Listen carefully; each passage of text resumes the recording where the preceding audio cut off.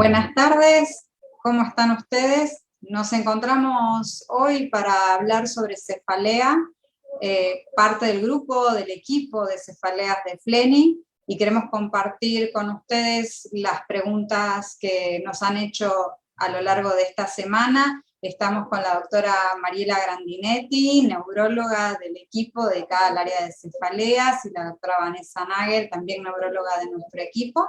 Yo soy María Teresa Goicoechea, y la idea es que vayan sacándose todas esas dudas que tienen y que muchas veces incluso no se animan a preguntar, entendiendo primero que todo que la cefalea se puede comportar en forma diferente en cada persona. Entonces, primero que todo es poder identificar un diagnóstico y de esa forma llegar a un correcto tratamiento, porque cada cefalea tiene sus características e incluso una misma persona puede tener distintos tipos de cefaleas. Esta semana, durante las distintas presentaciones que hemos hecho, nos han llegado preguntas, y una de las preguntas más frecuentes, como para comenzar, tiene que ver con lo que son las migrañas, que es un tipo de cefalea en el cual el dolor es uno de los síntomas, pero ¿cuál era la correlación, o si había alguna relación entre lo que es migraña y las hormonas? Primero que todo vamos a ir por lo que pueden ser migrañas y la menstruación. Mariela, no sé si querés comenzar con eso, cuál es la relación o cuál es el comportamiento de la migraña. ¿Escuchamos? Sí, bueno, buenas tardes a todos. Sí, bueno, un poco para introducir, la migraña es una enfermedad donde tenemos un cerebro, los pacientes con migraña tienen un cerebro muy sensible, hipersensible a diferentes estímulos, y las hormonas no son la excepción. Los cambios hormonales que sufren las mujeres todos los meses hacen que se puedan gatillar más dolores de cabeza en esa etapa del ciclo, sobre todo en lo que es la menstruación, los días previos, durante y unos días después de la menstruación. Se puede ver un empeoramiento franco de las migrañas en las mujeres con migraña. Eso es, digamos, muy, muy típico de ver. Hay mujeres que tienen solamente dolor durante el ciclo menstrual, y hay otras mujeres que tienen dolores de cabeza o migrañas durante diferentes etapas del ciclo, pero cuando ocurren los cambios hormonales típicos de la menstruación, sobre todo la caída de estrógenos, es donde más se evidencian las migrañas, o las migrañas son más fuertes, ¿no?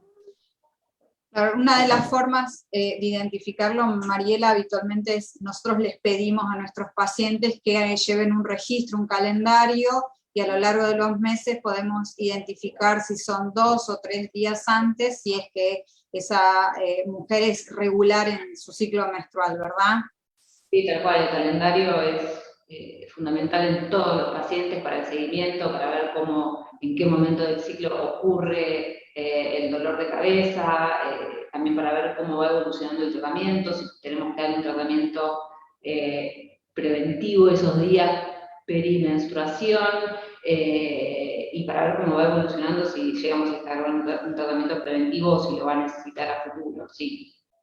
Bien, y siguiendo con la línea de lo que son tratamientos incluso con anticonceptivos y migraña, Vanessa, ¿nos podés comentar cuál es la relación, o si hay que tener algún tipo de cuidado, algún tipo de advertencia para quienes tienen migraña y utilizan o desean utilizar anticonceptivos? Sí, buenas tardes ante todo. Sí, obviamente, bueno, como dijo un poco Mariela, todo lo que son las hormonas son factores que pueden ser desencadenantes. Esto, bueno, no quiere decir que sean la causa de los dolores, ¿no? Sabemos que, por ejemplo, la migraña tiene un componente basal, una predisposición. Las personas están biológicamente predispuestas a tener este tipo de dolores de cabeza, ¿sí? No tiene cualquier persona, porque tuvo un mal día en el trabajo, durante su periodo, un dolor de cabeza, pero sí aquellas personas que están predispuestas a tener migraña, todos los cambios hormonales pueden empeorar o pueden desencadenar dolores de cabeza, ¿sí? Entre ellos, obviamente, aparte de las modificaciones en los niveles hormonales que suceden normalmente durante la ovulación, durante la menstruación, También obviamente todo lo que es agregado, todo lo que son hormonas, pueden influenciar y pueden aumentar los dolores de cabeza, ¿sí?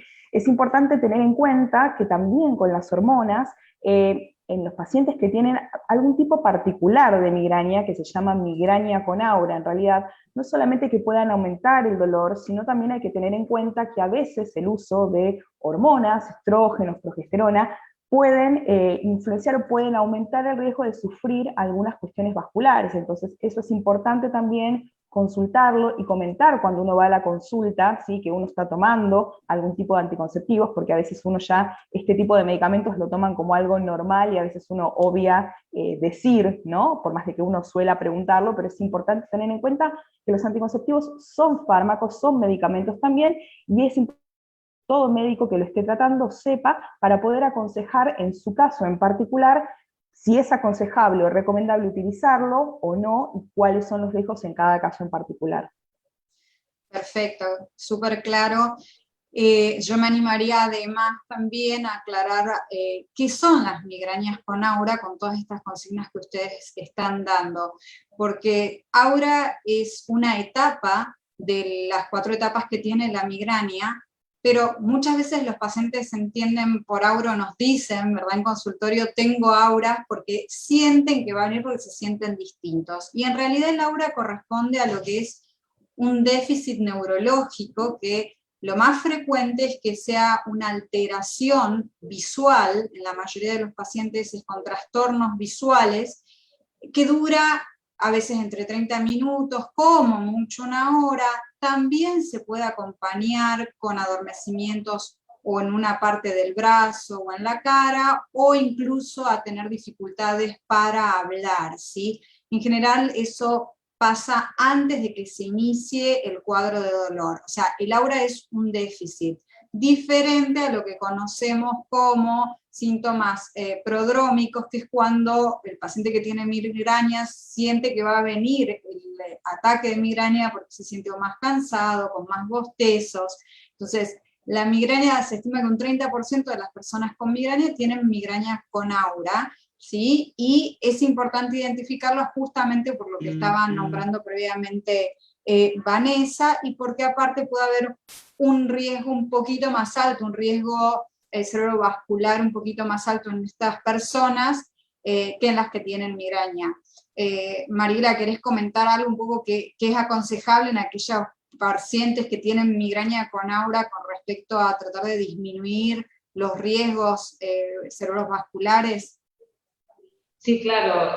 Bueno, por un lado, justamente lo que estábamos hablando recién, ¿no? En las pacientes con migraña con aura, nosotros desaconsejamos el uso de anticonceptivos orales justamente por esto que comentaba Vanessa también, que también se ve incrementado en mujeres que fuman, así que sí, esos son ítems como tips importantes para tener en cuenta, sí, tal cual.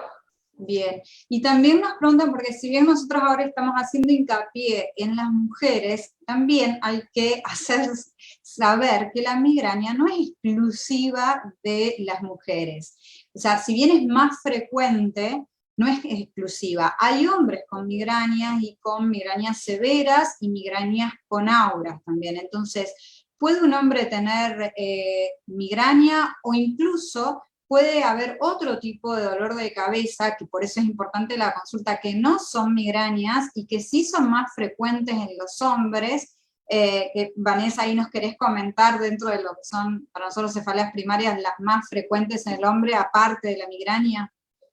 Sí, como decía, bueno, si bien las migrañas son uno de los dolores más frecuentes, y son más frecuentes en las mujeres, eso no quiere decir que los hombres no las padezcan, ¿sí? Tener en cuenta que si bien los cambios hormonales son factores desencadenantes, no es en sí la causa, y hay otros factores desencadenantes también que lo puedan generar, pero es importante siempre tener una consulta para saber el diagnóstico correcto, porque es verdad que hay otros dolores de cabeza, ¿sí? También, y dentro de estas cefaleas que nosotros llamamos primarias, es decir, aquellas cefaleas en donde el dolor de cabeza es el problema en sí mismo, no es que estamos hablando de que haya algún otro problema y el dolor de cabeza sea una manifestación, ¿no? Que esas son cefaleas secundarias, son otro tipo de dolores de cabeza. Dentro de estas formas primarias hay algunos tipos de dolores de cabeza que se llaman cefaleas trigémino-autonómicas, particularmente una que se llama cefalea en racimos o clúster, que tiene características bastante particulares y que sí es más frecuente en hombres. Como para por lo menos tener una noción, una idea de más o menos de qué puede tratar esto y ver de que hay otros tipos de dolores de cabeza, son cefaleas que suelen ser muy, muy intensas, que son mucho más frecuentes en los hombres a mediana edad, que los suelen despertar generalmente a la madrugada, que tienen un periodo no mayor en general a 3 horas, y algo bastante característico es que suelen acompañarse de síntomas de enrojecimiento del ojo, se hincha el ojo, llora la nariz, y suelen ser generalmente siempre del mismo lado, ¿sí? Pueden suceder hasta varias veces en el día. Son no migrañas, son otros dolores de cabeza que tienen otros tratamientos específicos. Bárbaro, sí, es una forma diferente dentro de estos 300 tipos de diferentes dolores de cabeza. Cuando nosotros hablamos de consulta, estamos hablando que inicialmente hagan la consulta con el clínico, si al clínico le genera alguna duda, pedirá una consulta con neurología, y si es así con neurología, probablemente si quedan dudas, llegará ya a los especialistas más en cefaleas. Y siguiendo también con migrañas, primero que todo, Mariela, te quería preguntar los hábitos que les recomendamos a los pacientes, o qué cosas, porque nos preguntan en el chat si hay alguna relación entre lo que puede ser migrañas y la alimentación. ¿Nos querés comentar algo? Sí, sí, el tema de los hábitos es fundamental. Para mí, uno de los pilares del tratamiento, además de los analgésicos y eventualmente los tratamientos preventivos, el manejo de los hábitos es fundamental. Las recomendaciones que nosotros damos a nuestros pacientes es tener una alimentación saludable, adecuada, no hacer ayunos prolongados, lo ideal es hacer comidas cada 2-3 horas, eso es importante. Hay algunos alimentos que por su composición química pueden gatillar dolores de cabeza en este cerebro sensible, desde, no sé, fritos, chocolates, cítricos, lácteos, embutidos, bebidas alcohólicas. Hay muchos alimentos y bebidas que por sus componentes químicos hacen que se puedan gatillar dolores de cabeza. No es que hay una dieta específica para el paciente con migraña. Uno tiene que tratar de identificar, para eso también sirve el calendario, ¿no? Para ver, bueno, tuve una crisis de migraña, lo puedo relacionar con algún alimento que siempre consumo y eso me da dolor, eso es importante. Pero bueno, quizás dejar en claro que no es una dieta aconsejada para los migrañosos. Cada uno va identificando qué alimentos le desencadenan dolor. La hidratación es fundamental, mínimo 2 litros de agua por día. Técnicas de relajación, meditación ayudan un montón, la actividad física regular, hacer ejercicio también cuesta mucho en los pacientes, no encuentran el momento para hacerlo, pero la verdad es que por la práctica a veces uno ve que los pacientes mejoran solamente con empezar a hacer ejercicio físico, regular la alimentación y hidratarse un poco mejor. También el descanso nocturno es importante, mantener siempre horas de descanso por la noche, son las medidas básicas que recomendamos. Sí.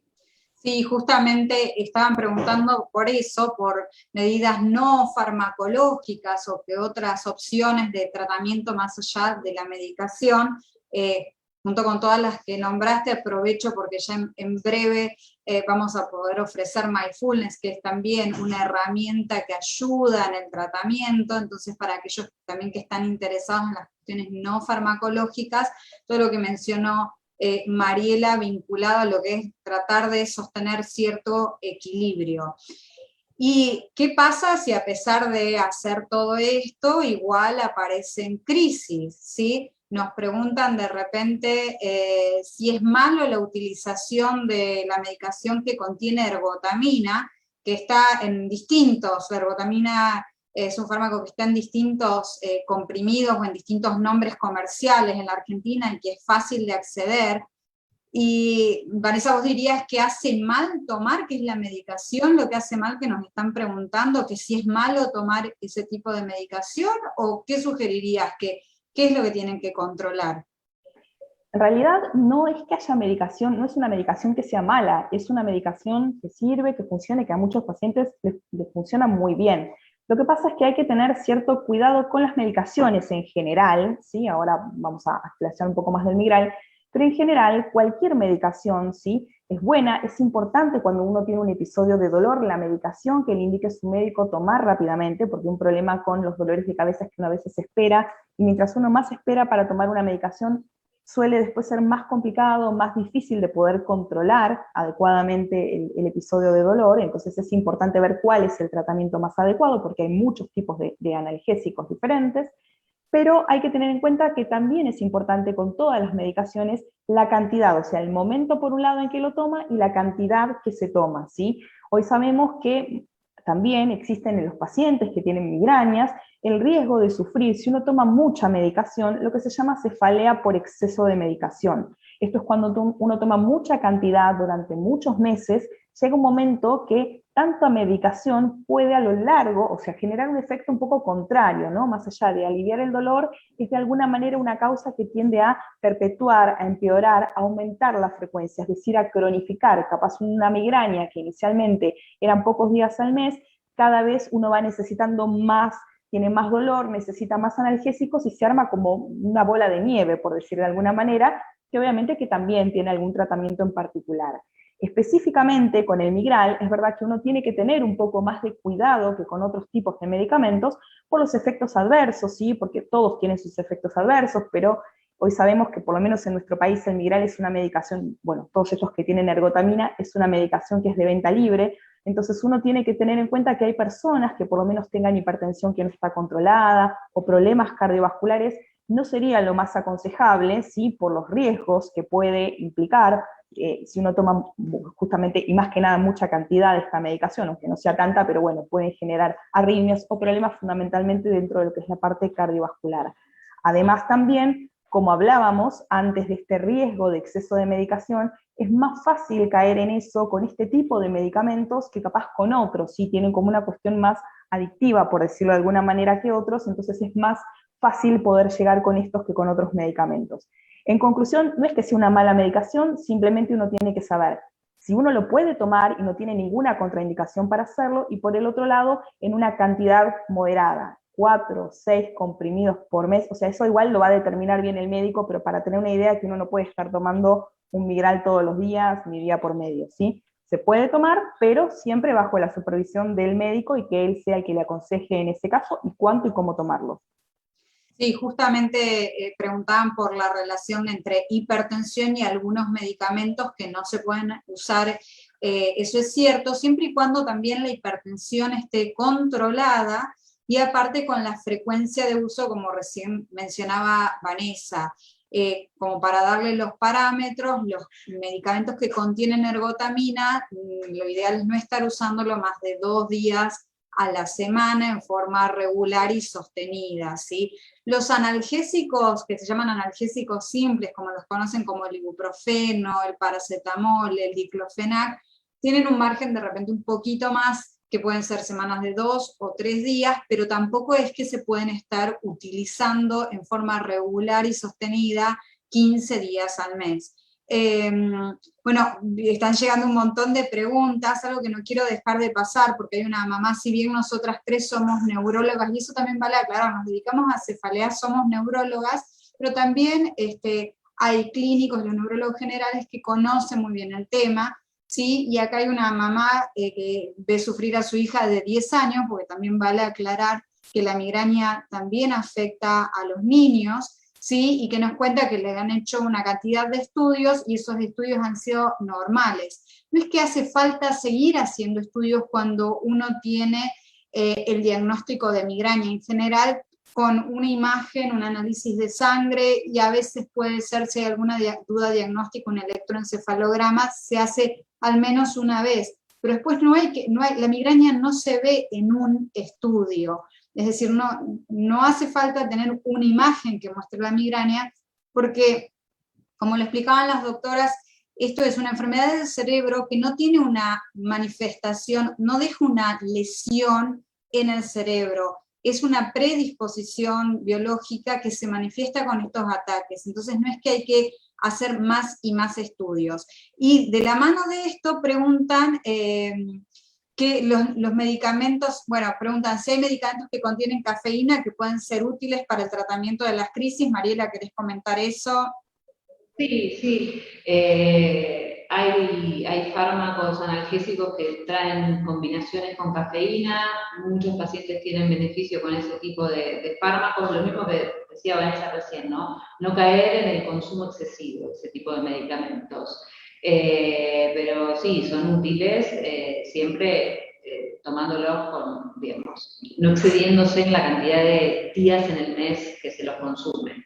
Sí. Bien. Sí, y nosotros la realidad es que también les decimos que los ataques de migraña se tratan desde el inicio, entonces ahí necesitamos que el paciente vaya viendo en qué circunstancias aparecen los gatillos y a la vez encontrar cuál es la mejor opción cuando esos ataques vienen muy seguidos. Y la otra pregunta que vienen es cuándo indicamos tratamientos de prevención, es decir, a partir de cuántos ataques, frecuencia de ataques por mes considerarían iniciar el tratamiento de prevención. No sé, Vanessa, ¿querés empezar? Y si María después acota.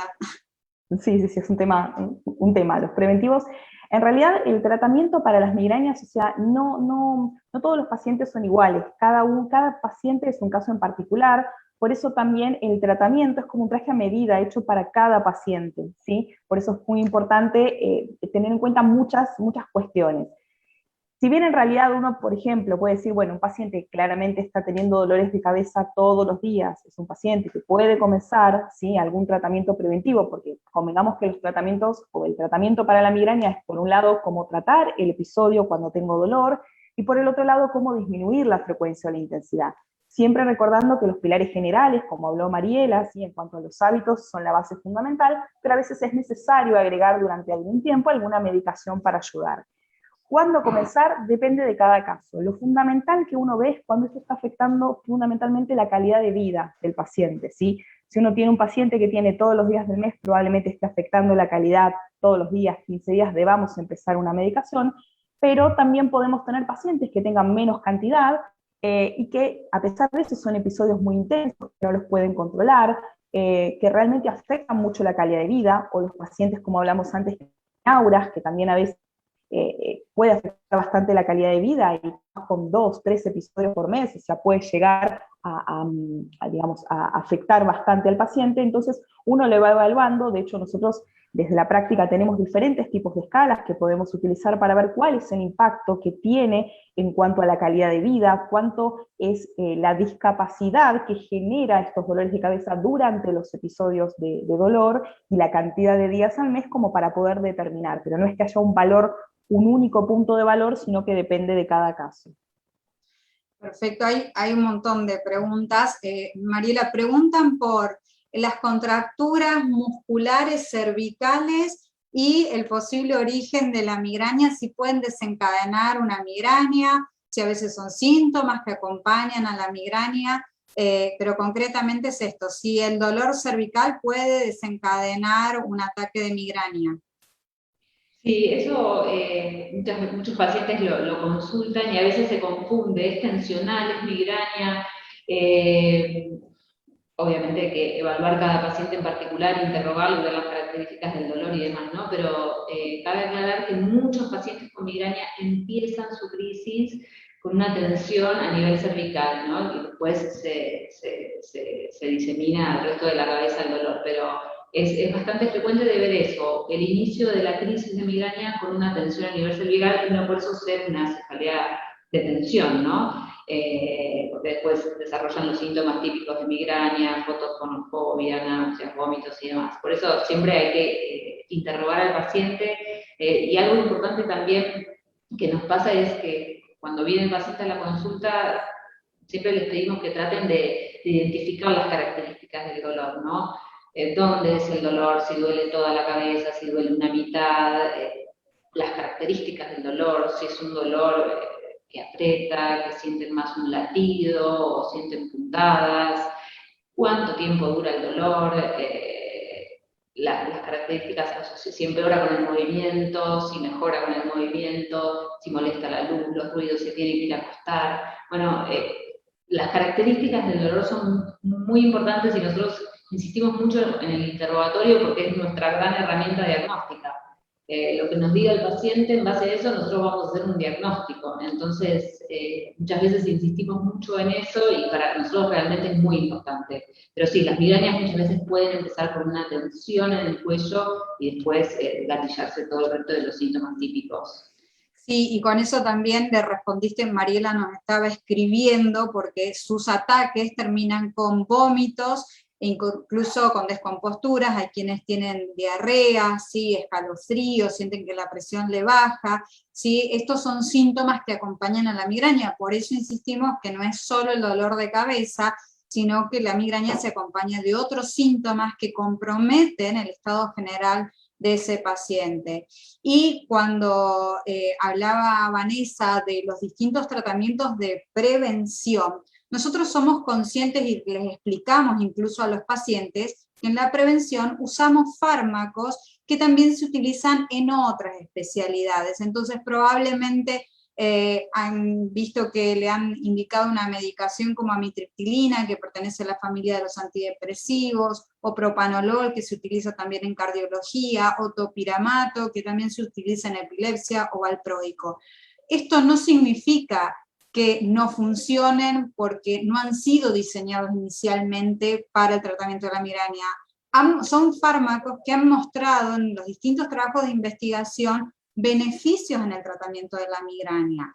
En el último tiempo se han desarrollado tratamientos más específicos, que también los están preguntando, como es el uso de los anticuerpos monoclonales, pero en definitiva hay pacientes que responden a propanolol, hay otros pacientes que responden a topiramato, hay quienes mejoran con amitriptilina o con candesartán, hay otros que mejoran con...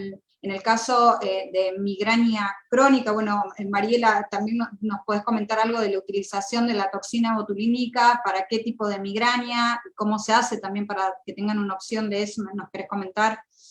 Sí, sí. Bueno, puntualmente la toxina botulínica se utiliza en migraña crónica, ¿no? Muchos pacientes creen que la migraña crónica es porque tienen muchos años de evolución, tienen migraña toda la vida, en realidad no, la migraña crónica tiene una definición y requiere que el paciente tenga más de 15 días de dolor de cabeza en el mes y de los cuales al menos 8 tengan características de migraña durante al menos 3 meses. Esa es la definición de migraña crónica. Muchas veces vemos esto de que dicen, no, tengo migraña desde que era chiquita y se creen que por eso es migraña crónica, y no es así. Justamente la migraña crónica son muchos días de dolor de cabeza en el mes, durante más de 3 meses, y en estos casos una de las opciones de tratamiento son inyecciones de toxina botulínica, que se hacen cada 3 meses, ¿sí? Las aplicaciones se hacen en diferentes puntos de la cabeza y del cuello, y en algunos pacientes les ayuda mucho. Sí, bárbaro. Y volviendo, eso era en cuanto a los tratamientos preventivos. Siempre también es importante saber que los preventivos les lleva tiempo iniciar su efecto. Entonces, si han ido a ver un médico, el médico le indicó una medicación y la han tomado durante, de repente, 2 semanas, quizás todavía no ven el resultado, y tienen, en general suelen demorar 3 a 4 semanas, y el mes siguiente es el que se toma de parámetro para ver si hay respuesta o no. Y a veces, la mayoría de las veces iniciamos con dosis bajas para que lo pueda el paciente tolerar bien, y se va aumentando según lo que figura en su diario y lo que se ve en la consulta. Por eso es importante volver al médico y comentarle cómo fue la tolerancia y cómo fue la respuesta. No es que con una única consulta se resuelve el tema. Vanessa, nos preguntaban cómo funcionan los medicamentos que tienen, por ejemplo, naratriptán. Quizás puedes comentar qué tipo de medicamentos es este. Sí, es otra opción de tratamiento, ¿sí? Son medicamentos antimigrañosos que son, a ver, dentro de los tratamientos analgésicos uno puede tener los analgésicos comunes en una escala, y una escala un poco más generalmente para dolores un poco más intensos, tenemos justamente estos que son un grupo de remedios que se llaman triptanes, ¿sí? Hoy en día en el país tenemos 3, en realidad, bueno, cada uno tiene pequeñas diferencias, pero todos son útiles, ¿sí? Se utilizan justamente para el tratamiento de la migraña. En general son buenos analgésicos, suelen darse generalmente para episodios que suelen ser bastante intensos. Hay algunos de ellos, son todos por boca, hay alguno que tiene también alguna opción subcutánea, que eso es útil. Por ejemplo, preguntaban, hay pacientes que más allá del dolor de cabeza tienen muchas náuseas, muchos vómitos, y eso también hay que tenerlo en cuenta porque a veces el paciente comienza rápidamente con un dolor, e incluso le molesta tanto o más los síntomas digestivos, y eso también dificulta, ¿no? Si uno da una medicación y el paciente después la termina vomitando y no la termina absorbiendo, es una medicación que también, digamos, dentro de ese grupo hay alguna otra opción también. Hay que tener en cuenta, lo mismo que con todos los medicamentos, hay que tener en cuenta su uso con estas medicaciones también en particular, ¿sí? No se puede estar tomando indefinidamente, más allá de aquellos que lo han probado, saben también que tienen un costo y que en general no viene mucha cantidad en las cajas, son esos medicamentos que los dejamos para dolores más intensos y también teniendo en cuenta una cantidad, ¿no? Como regla general recomendamos como mucho 2 veces por día y no tomarlo más de 2 veces por semana, ¿sí? Lo mismo porque tienen, al igual que otros medicamentos, riesgo también de producir esta cefalea que llamamos por exceso de medicación, entonces hay que tenerlo en cuenta, y además lo mismo, que también tienen un efecto a nivel vascular, entonces hay que ver qué pacientes lo pueden tomar o no, porque también pueden tener alguna interacción con la parte vascular, entonces tampoco es una medicación para cualquiera. Seguro, siempre con el seguimiento médico. Una de las personas que nos está viendo y escuchando nos dice que tiene migraña y siempre le pasa que además con congestión nasal, y que cuando se descongestiona, que siempre le pasa lo mismo y que la medicación que le alivia es medicación que contiene ergotamina. Considerando que tiene migraña, y Mariela, ¿te impresiona que estos pueden ser síntomas autonómicos de la migraña? ¿Le dirías algo más a esta persona que nos está escuchando, a Frida básicamente? Sí. Sí, a veces la migraña puede acompañarse de síntomas autonómicos, pues justo antes Vanessa habló de la cefalea en racimos, donde los síntomas autonómicos son realmente un pilar en el diagnóstico, pero a veces las migrañas también pueden manifestarse con ciertos síntomas autonómicos, como describía la señora de la consulta. Sí, sí, lo solemos ver. Lo mismo, habría que hacer el diagnóstico diferencial con la cefalea en racimos, que si bien es más frecuente en hombres, también hay mujeres que la sufren, pero sí, es una opción.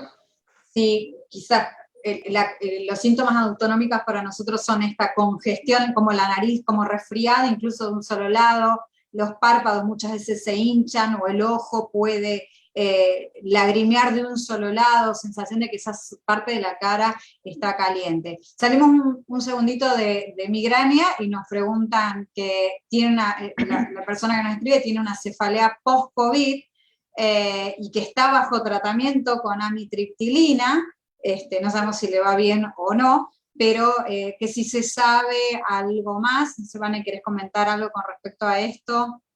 Sí, como todo con el COVID, obviamente, bueno, es algo que estamos conociendo también, pero sí se sabe, o sí hemos visto, que la cefalea, sabemos que, o los dolores de cabeza, es un síntoma, ¿sí?, que se puede ver en pacientes con COVID. De hecho es uno de los, no el único obviamente, pero es un síntoma también que puede estar dentro de los criterios diagnósticos para los pacientes con COVID. Insisto, no es el único, ¿no? No es por tener dolor de cabeza uno ya tiene que pensar que tiene que tener COVID, sino que se acompaña de otros síntomas, pero sí es un síntoma bastante frecuente, y si bien en algún porcentaje de pacientes puede ser gente que no tenga dolor de cabeza y que desarrolle un dolor de cabeza durante el COVID, o también pacientes que tengan migraña y que puedan empeorar, aumentar los dolores de cabeza, ¿sí? También los pacientes que tienen migraña pueden tener en estos episodios dolores diferentes de sus habituales, ¿sí? Muchas veces los más frecuentes tienen que ver dolores que se ven en la parte que nosotros llamamos frontal, temporal, parietal, en esta zona particularmente, ¿no? En la zona delantera de la cabeza, y muchas veces se autolimita, ¿sí? Se maneja con analgésicos, se autolimita, pero algún porcentaje de pacientes pueden quedar con dolor un tiempo residual, ¿sí? Como tantos otros síntomas, ¿sí? Que esto llamamos el COVID largo, los síntomas post-COVID. Obviamente que en función de, en esos casos en particular, uno, bueno, los maneja con analgésicos, pero en algunos casos, como se prolongan en el tiempo, durante algún tiempo también se acompañan con medicación preventiva, que muchos pueden ser como la amitriptilina o eventualmente algún otro tipo de preventivos que se pueden utilizar habitualmente en la migraña, ¿sí? Pero sí, hay que darle un poco de tiempo y bueno, y controlar, pero sí, puede haber post-COVID síntomas como dolor de cabeza que queden un tiempo residual. Sí, y un poco el tratamiento se define según las características del dolor, porque también se pueden usar otro tipo de preventivos según las características del dolor, ¿no? En base a lo que decías. Bueno, bastantes preguntas en relación a, por ejemplo, si la enfermedad celíaca puede llegar a influenciar las migrañas. Esto hace unos años atrás hemos hecho un trabajo desde FLENI justamente donde aquellos pacientes que tienen enfermedad celíaca, cuando hacen sus episodios, cuando de repente no tienen algo de contaminación indirecta de la alimentación y demás, pueden facilitar que aparezcan crisis de migraña, y los pacientes con enfermedad celíaca logran disminuir la frecuencia también de sus migrañas cuanto más cumplimiento de la dieta hacen, básicamente cuando se sostiene el mayor equilibrio del organismo. Y en relación también a todo lo que es el aparato gastrointestinal, preguntan relación entre colon irritable y migraña. Sí es más frecuente también que las personas que tengan migraña además sufran de colon irritable. Y a colación de esto también que están preguntando si hay alguna relación entre ansiedad y estrés con migraña. Mariela, ¿querés comentar algo? Sí, bueno, el estrés es a la cabeza uno de los gatillos justamente de migraña, ¿no? Lo vemos muy, muy seguido en la consulta. Como hablábamos al principio, al ser un cerebro sensible, bueno, cualquier situación de estrés, puede ser laboral, emocional, en fin, puede desencadenar crisis de migraña en los pacientes. Y lo que es trastorno de ansiedad también tiene una relación. Nosotros en nuestro servicio tenemos una doctora, una psiquiatra que se encarga también de nuestros pacientes, y sí, muchos pacientes tienen trastorno de ansiedad, sobre todo los que tienen dolores de cabeza crónicos, ¿no? Se ve esta relación, y también con cuadros de trastorno del ánimo, ¿no? Sí, y por eso también es importante que muchas veces cuando la migraña compromete de tal manera, o migraña crónica compromete de tal manera la funcionalidad de esa persona, el abordaje es multidisciplinario, porque nosotros entendemos que no es fácil hacer todos esos cambios que solemos pedir, que duerman mejor, que hagan ejercicio, una alimentación saludable cuando se sienten tan mal, y por eso es necesario pedir la ayuda también de otros profesionales que permitan la mejoría de ese paciente. Preguntan si es normal tener dolores en el oído y en la mandíbula cuando hay un episodio de migraña intenso. Vanessa, ¿querés comentar algo? Nos van quedando 15 minutos ya, así que vamos a ir avanzando con estas preguntas. Sí, sí, en realidad parte, a veces lo que sucede es que también parte de los desencadenantes, ¿sí? De cosas que tienden a cronificar el dolor de cabeza es el bruxismo, ¿sí? Cuando uno aprieta mucho los dientes a la noche. Eso, aparte de traer problemas en los dientes, puede a veces, digamos, como empeorar, ¿sí? Ser un factor más que pueda empeorar los dolores de cabeza. También pueden haber problemas en la articulación, ¿sí? En la articulación temporomandibular, y eso a veces puede dar dolores, puntualmente los dolores por la articulación en esta zona, como por delante del oído. A veces incluso puede acompañarse como de molestias en el oído, como de sensación de zumbido, y muchas veces, como esto también tiene que ver con tensión, con estrés, uno está apretando los dientes incluso a veces a la noche también, uno puede ver a veces que estos pacientes que tienen migraña también pueden tener disfunción en la articulación, bruxismo, que es importante tratarlo también como dentro de los preventivos. Pero sí, a veces se ven incluso en la misma, por el mismo cuadro, ¿no? Por la misma migraña que hacen en el oído, ¿no? Siempre obviamente hay que descartar que no haya otra causa que esté generando el dolor en el oído. Sí, en relación a esto viene otro tipo de cefalea que es bastante frecuente, que es la cefalea tensional, que también nos están preguntando. La cefalea tensional es ese dolor que a diferencia de la migraña, de repente no está tan localizado en la mitad de la cabeza, claro esto porque también preguntan si es común que la migraña se localice en una mitad de la cabeza, ya sea derecha o izquierda, es una de las cosas más frecuentes, que agarre mitad de cabeza. Pero la cefalea tensional es más como una vincha o como un casco, algo que comprime, rara vez incapacita a la persona, y cuando estas cefaleas tensionales aparecen con una frecuencia elevada, necesitan tratamiento de prevención. Inicialmente las recomendaciones son importantes, la postura, justo en esta época que estamos con tanta virtualidad y uso de computadoras y celulares, es importante hacer la actividad física, la elongación, el descanso, las técnicas de relajación, eso como primer nivel de tratamiento preventivo. Y si con eso no alcanza, utilizamos medicación preventiva, una de las de primera línea suele ser amitriptilina, que la nombramos, y también asegurarnos de que no hay bruxismo, porque puede ser otra causa también de estos dolores de cabeza, que muchas veces lo que más complica es la persistencia de este dolor a lo largo de los días. Se vuelve a preguntar el tema de relación con las comidas, que Vanessa ya lo habías mencionado. Esto es para cada paciente, y para eso el calendario que nombró Mariela previamente es importante saber, porque no es una única dieta, sino de las 4 comidas, y saludable, cosas que no tengan demasiados conservantes, ni demasiado procesado. Y alguien pregunta porque tiene crisis que la despiertan en medio de la noche, y aparentemente también usa bastante medicación con ergotamina. Insistimos, no es que la ergotamina sea una medicación que está contraindicada, pero sí hay que saber qué antecedentes tiene esa persona, y cuando se empieza a usar ergotamina en forma regular y frecuente, puede pasar que el sobreuso de esta medicación, o de ibuprofeno, o de diclofenac, a que el efecto dure menos tiempo y los dolores comiencen a despertarlos en medio de la madrugada. También hay migrañas que aparecen en medio de la noche y que pueden estar vinculadas a trastornos del sueño, por lo cual es importante ver cómo se descansa.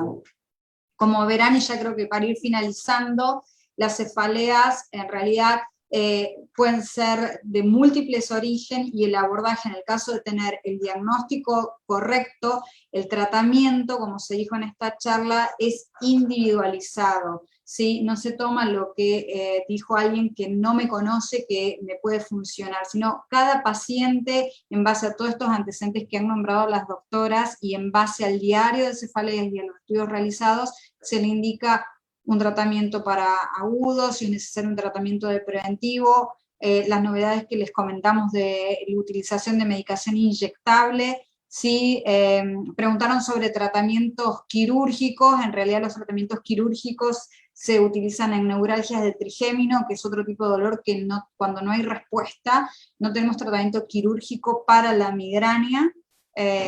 Y en cefaleas en racimos, cuando no hay buena respuesta a todos los fármacos, también se pueden utilizar algunas técnicas quirúrgicas. Así que creo que con eso no vamos a tener más tiempo de seguir respondiendo. Les agradecemos a todos por haber participado, y esperamos que les haya sido útil, y hagan su consulta médica, hagan su seguimiento clínico, y si hay dificultades con eso, desde neurología y desde clínicas cefaleas también nos podemos ayudar. Muchas gracias. Gracias Vanessa, y gracias Mariela por haber participado y haber aclarado un montón de conceptos. Gracias.